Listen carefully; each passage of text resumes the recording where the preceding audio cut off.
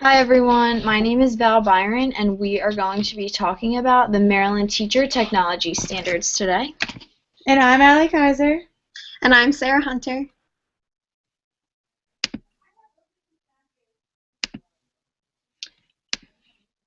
So the first standard we will be discussing is the Maryland Teacher Technology Standards 3, which is ethical issues for teachers. The first one is called the gender divide, which refers to the gap in access rates between men and women. The gender divide in digital technology is larger in low and middle income countries, even though it exists in both developed and developing countries. So for an example, in Organization for Economic Cooperation and Development countries, which are development countries, there's a gap of 40 to 60% between men and women's presence in the information and communication technology using occupations. Also, in most developing countries, women lag behind the men in using internet, mobile phones, and radios. And mostly globally, many women use computers mainly for data entry purposes. So there's very few workers for computer programming, designing computer software, and hardware for women. And also, there's limited data available on women's participation in the computer science and engineering world, which means that they're very underrepresented in higher skilled and higher prestige positions. So by incorporating more involvement with both male and female in the classroom will lead them to think more about different technology jobs that could be out there for them. So tips to prevent gender divide in the classroom is the first one is teachers should make it known that any job that men are capable of doing, so are women. So like computer science jobs, programming, computer engineering, stuff like that. When discussing different types of jobs, teachers need to make sure to include male and female versions of this job, which are considered to be your typical male and female jobs. So different stereotype jobs.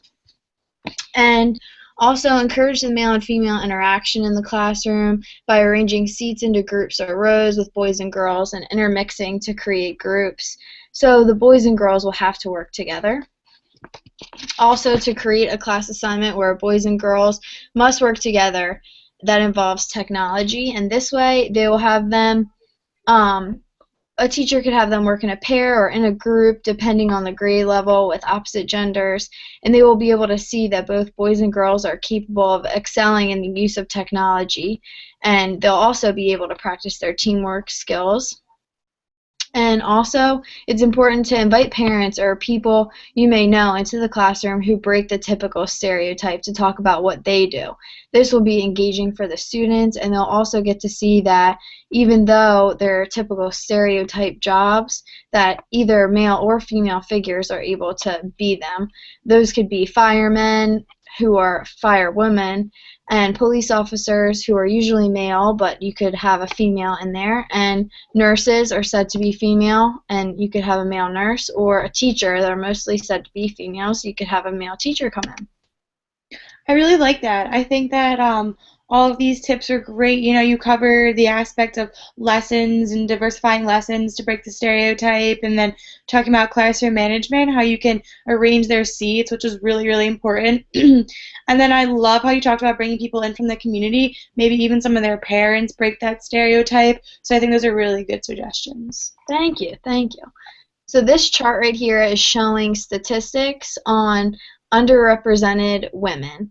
So this graph shows the amount of men and women who have gotten their doctorate degrees in science and engineering disciplines in 2004 versus 2014.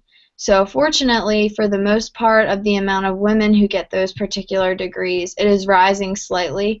And for the men, they are still dominating the amount of doctorates for sure, as you can see by the blue versus the pink. But the percentage has been slowly decreasing over the years. The second ethical issue is racial divide.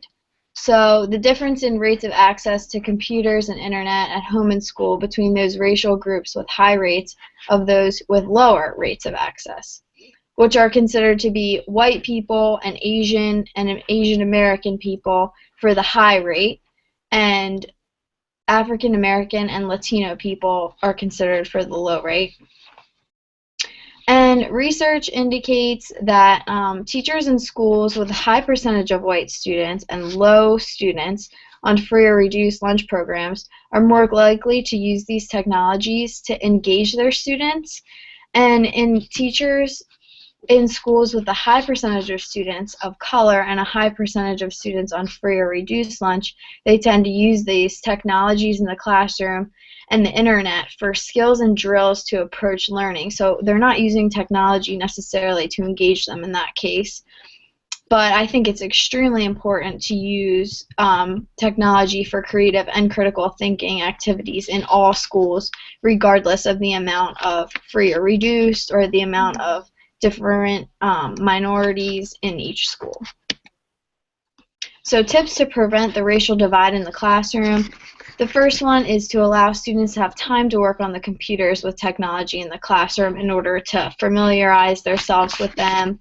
Give parents different ideas of how to access the internet to help their child. So they could go to the local library or use a leasing program that the school may have, which I will talk about in a couple minutes. And also work with the students to explain how to use this technology in the classroom. And if they're not understanding how to use it, to keep in mind that they may not have access to these technologies outside of school, so it's important to be patient. Also, integrate technology into lessons so the students are able to see the different types of technology, even if they don't have access at home. And by integrating these technologies into lessons, the students may acquire an understanding of how to use that too, just by watching you, which is pretty cool. And the last one is to give parents information on which types of technology is being used in the classroom. So this could be explained on a class website or a weekly handout that you have. This will keep the parents involved with their students and knowing what's going on in the classroom. And if they have any access to any of the technology used in class, they may try to help their student with it or learn how to use it themselves, which is important. Yeah, I agree with all those tips. They're really good. I especially like how you said to give the parents information, because it's important to have the parents involved with their students' learning as well, so then they can help at home if they have any questions or any concerns, and it'll be like a good conversation between parents and students about what's going on in the classroom every day. And having the handout would be very helpful, so then parents can actually see what their students are doing, which will be nice for the parents to have. Thanks.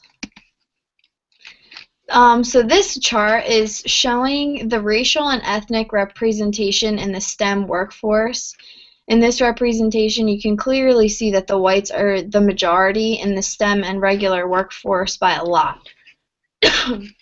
By introducing technology in the classroom early on, it will result in having way more minorities in the STEM workforce. Lastly, the last ethical issue is socioeconomic divide, which in districts where technology spending has been cut and expansion has slowed to a crawl, teachers are searching for ways to connect their classroom. So as a result, many teachers have to create their own technology supply or provide administrators with alternates for placing devices into the students' hands. And in low-income families, a white child is 3 times as likely as an African-American child to have internet access and 4 times as likely as a Hispanic child. And also, 40% of home computer purchases are for first-time buyers. So, tips to prevent socioeconomic divide in the classroom. The first one is bring your own device, which is an opportunity for students to use their own device in class, which you may have an issue there with students without devices, but students are also able to share the ones that they have to bring to school if they're willing. And students unwilling to use their devices for school, they may need to be convinced that it's okay to use them in class and that it would definitely be beneficial for their learning. The second one is your school could potentially have a leasing program which provides students with an opportunity to lease a device from the school at a lower cost. Some teachers may have speculations about this, but you could create a parent-student contract, which lowers the risk of student abuse, and the student would be aware of if the device was damaged in some way that there would be repercussions. Also, if possible, provide students and parents with take-home technologies, which some schools have the luxury of this and others do not, and that's fine. Number 4 is when working on a project or assignment that requires using technology, to make sure to allow students plenty of class time to work with the tools so they have enough time to get their part done. So this would be assign work that does not involve technology for home. So they're able to use the technology in the classroom and get that part done and do their writing or anything that they need to do for their project at home. And the last one is to make sure to include parents about the assignments or a project where technology will be necessary to use, so they're able to make arrangements to go to the local library or someone they know who has a computer. So this could be done on a back-to-school night or listed on the class website, or also in a handout about the project, just so the parents are up to date with what's going on and can make proper modifications in their student schedule if they need to go see a local library or to their neighbors or a friend's house to use their computer. Right. I really like that the suggestion of bringing in their own devices. I think this would be really cool because, maybe they would be able to see all the educational apps they can get or other things like that they can work on while they're in school. So maybe they'll be more willing to do it outside of school and build a better education for themselves. Yeah, definitely. I agree. So this is the first chart that I found for socioeconomics. This graph shows the percent of instructional rooms with internet access in public schools by percent of students eligible for free or reduced price school lunches. As you can see, in 1999 it was at its highest peak, and if the trend continued in this case, these results would unfortunately continue to climb. This graph is showing the percent of teachers who use technology to enhance instruction by number of training hours. It shows that the teachers who had training in order to learn how to integrate technology in their lessons in the past 12 months are much more likely to use the software and the internet in their lessons. So basically, as technology advances inside and outside of the schools, it is definitely essential for teachers to take advantage of this opportunity to engage their students in creative and critical thinking activities in order to help resolve these ethical issues. Very good. Thank you so much, Val. No problem. Thank you. All right, so I'm going to share with you my. Can everybody see that? Is that okay? Or yeah. Perfect. All right. So I had legal issues, and to begin, I just said a little bit about legal issues, and I said, as an educator, student, and professional, it is crucial to keep in mind that you are responsible for your own work and conduct. Teachers as well as students need to follow regulatory and legal requirements that adhere to rules of schools and workplaces. Teachers, however, can find themselves in unique positions as they are required to spot potential issues with their students that may arise to larger issues if not handled properly. So there's ways to address legal issues in the classroom, and I said first, teachers can show students some examples of different types of legal issues that can occur in the classroom. Teachers can have students create their own scenarios involving legal issues. Students can be encouraged to be honest in their work by showing them the importance of their own original work. Excuse me, Allie, we can't see your Prezi. You can't see it? Okay, hold on. Can you see it now? Nope, No. it just came up and... Is that better? Can you see it now? Yep, perfect. Right here. Okay, I'll stay here. All right, so we clearly emphasize that consequences and the results that could happen if students are to use illegal means of getting work in the classroom. And I also said strong communication with parents can help to prevent prevent legal issues in the classroom. That's awesome. I really agree with your using parents to help with that. I think it's really important for students to know exactly what it means, what copyright is, because once they get older, they're definitely going to need to know how to not plagiarize, and having their parents help them along the way with that is good, because I know it can be definitely a little bit difficult to understand at first. Definitely. So copywriting is the use of is protection against creative original works of the authorship for both published and unpublished works. The use of copywriting in the classroom is a very complex issue that many teachers may find hard to approach. And it's all about making sure that the materials you use in your classroom are properly used and distributed. So ways that you can make sure you're not copywriting in your classroom as a teacher. So some things you want to focus on are things called course materials that you would use. So as a teacher, when using course reader materials in the classroom, you need to make sure that you have permission to use all of the materials you're using. However, usually when you purchase these materials, the company will give you the permission to use their materials, although some companies will prohibit you from making multiple copies. So if someone was to ask you to make a copy of an original course reader that you had bought, copying that could be considered plagiarizing. Online resources, as a teacher, you must emphasize to students that URLs are perfectly acceptable in the classroom to use when finding research or looking up different information. However, if the URLs are not cited properly, then that is when you'll have a copyright issue. As a teacher, you will always want to make multiple copies of things for your students. However, when making copies of materials, it is important that you do not exceed the limit of 1 copy per student, or you could also be involved in copywriting problems. So some statistics that are just important to reference when you're talking to your students about the importance of not copywriting information is this little piece of data that said, if the infringed work was registered with the U.S. Copyright Office prior to infringement, the copyright owner may be entitled to collect anywhere between $750,000 to $150,000 per infringement in the statutory damages from the infringer. Simply defending on the accusation of copyright infringement is costly. So what this summarizes is that if someone is caught plagiarizing or using copyrighted information without citing it properly, not only can they have consequences in their school district, but they may also need to pay a strict fine. So as teachers, it's really important that we make this clear to our students about the importance of not breaking the copywriting laws.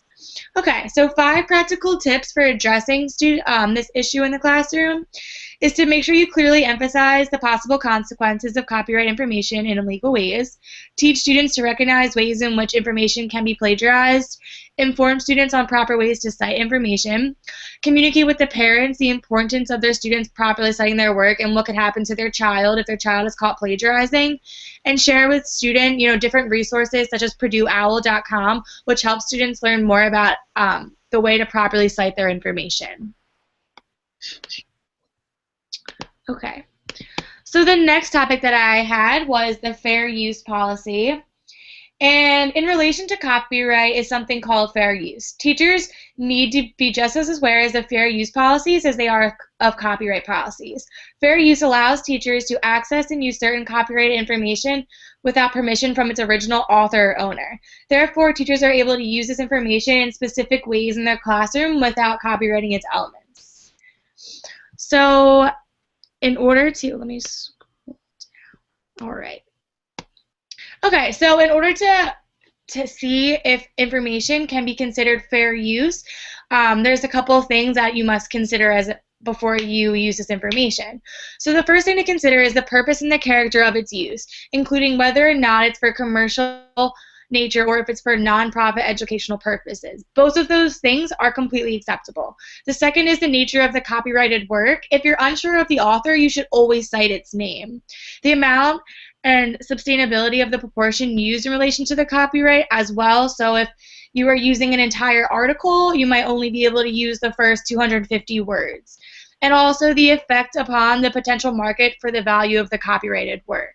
That can be a little difficult to understand, so I added an easier chart to help us look at this. So if you look at the top, it talks about the purpose. So in question. So it's less fair if it's for commercial advertising sources. So say you pull up an, some kind of website or maybe an article or something you found online and you're looking at it for advertising purposes, that's considered less fair. If you're looking at it for an educational, nonprofit, or critical use, that's more fair. Just looking down at the bottom, the nature, if it's unpublished or creative, or if it's published, usually if it's published, it has more credentials and it's more fair to use.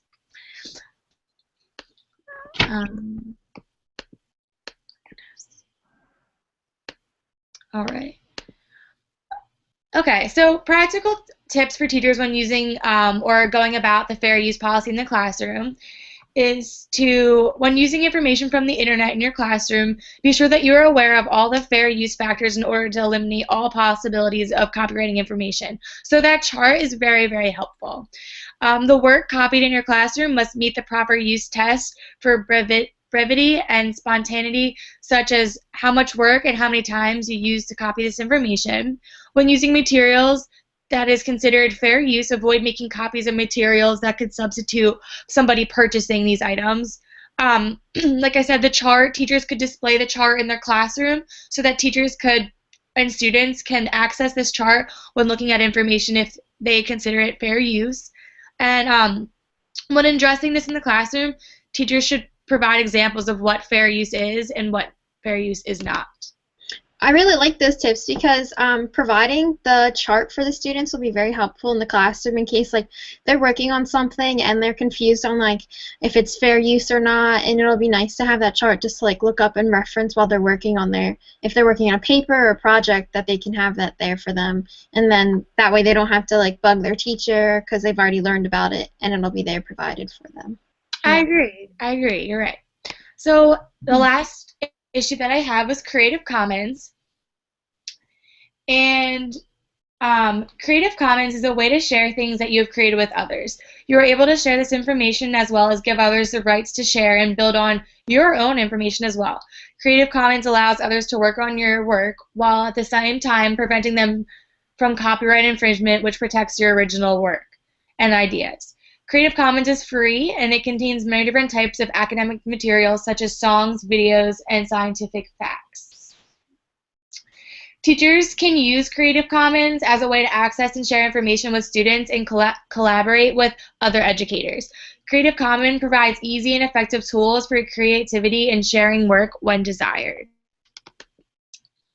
So 5 practical tips for addressing Creative Commons in the classroom are, as a teacher, it is highly important that when using Creative Commons, you always cite the author when they are given. So even though this information you might be looking at is somebody else's, it's important to still reference them and cite them when you are using their information.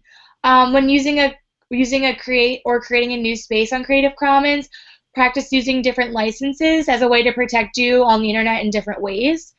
Encourage your students to work with others in the classroom and build from each other's ideas. This enforces the same idea which is brought forth through Creative Commons, which is you putting ideas out there and other people working alongside of you and helping you build them stronger. It's important to collaborate with other teachers through Creative Commons to allow others to access your original ideas and help you build from them, maybe creating better lesson plans and thus forth.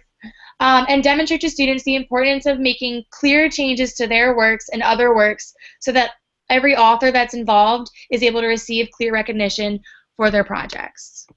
Wow, this seems like an awesome new tool to use. Something that I've never really heard about.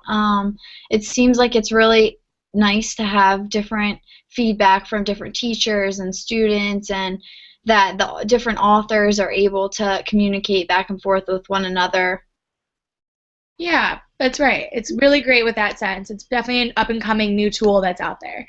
And these are my references.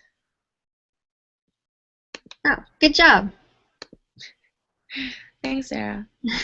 So I'm going to show you guys what I have been working on. I worked on the Maryland Teachers Technology Standards for Safety Issues, and the focus is on student and parents. So the acceptable use policy is used within schools to acknowledge the technology and electronic resources used within the school to help learning and enhance the technology used within the school. So with this, it's a policy that allows the students to understand the resources that they are using and where they are coming from.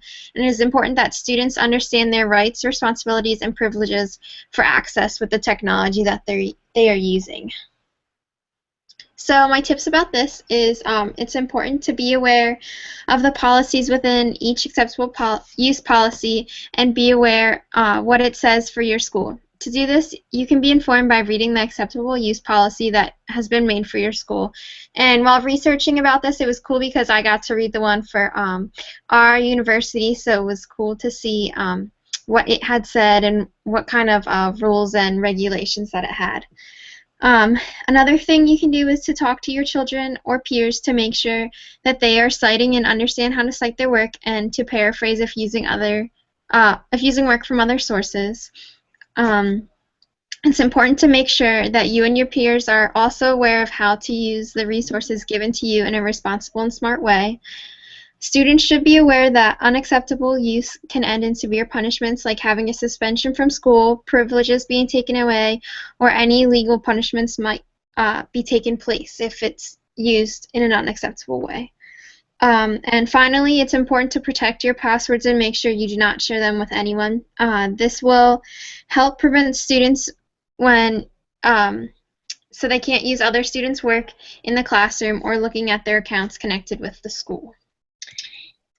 I think all those tips are really important tips. I think each one covers a broad category about this kind of things, like your school's policy, citing resources, and protecting your passwords, especially protecting your passwords. Young students may not know how important that is to keep yourself protected and things like that for your own use. Yeah.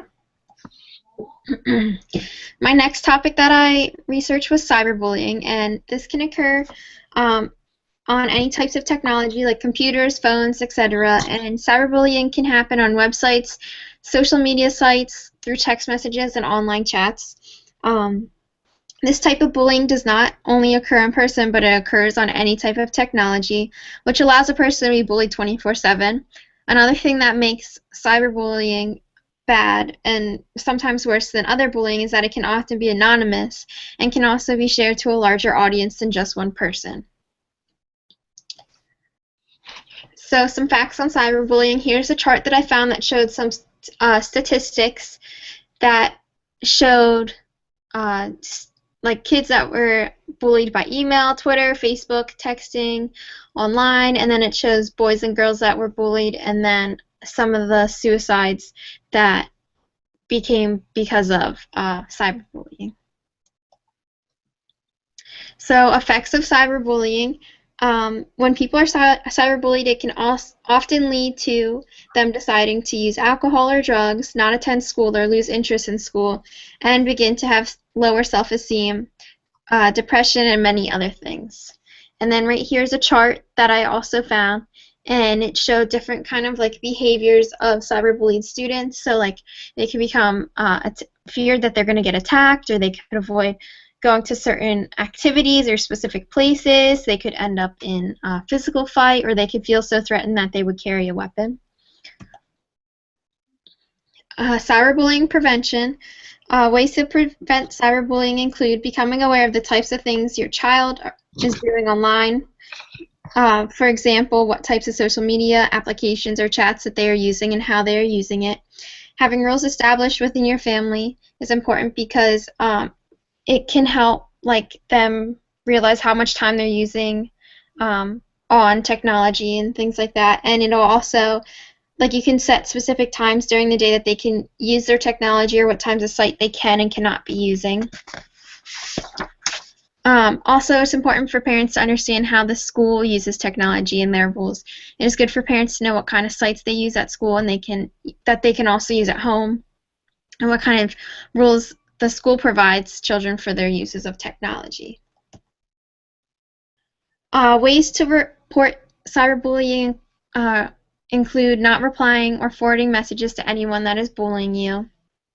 because that can create a bigger mess, or it will continue the cyberbullying to the person that is being bullied.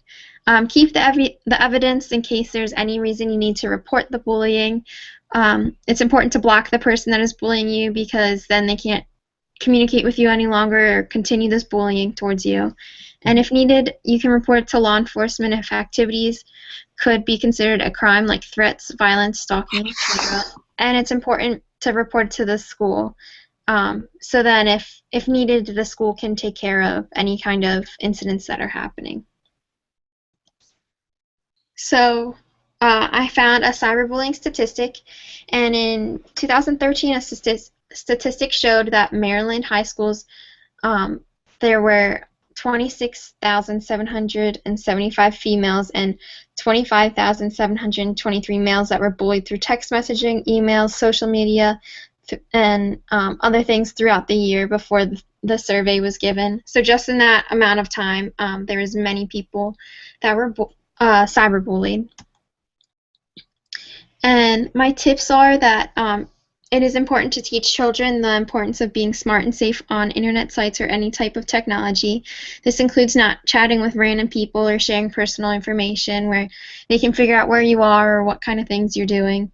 It's important to also monitor your children's use of their technology, but still respect their uses. For example, it's important to know the types of social media they're using and what kind of things they do on it, like communication or those kind of things.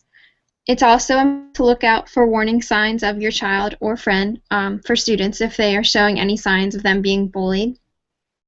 If needed, to get in touch with the school, like a principal. Bullying gets out of hand or becomes worse and involves like many students within the school, it'll be helpful to talk if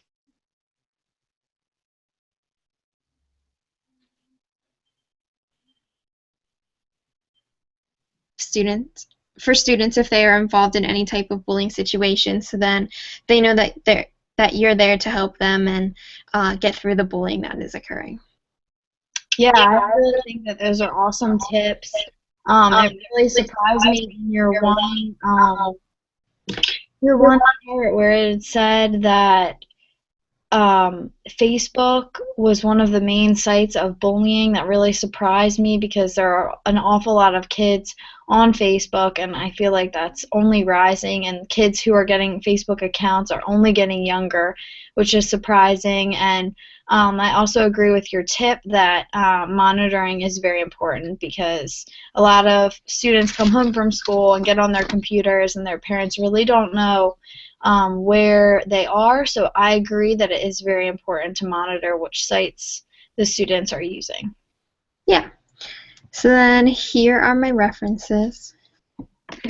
Great. Thank you so much, Allie and Sarah. And I hope that you have learned a little bit more about the Maryland Teacher Technology Standards. Thanks so much, everyone. Thank you.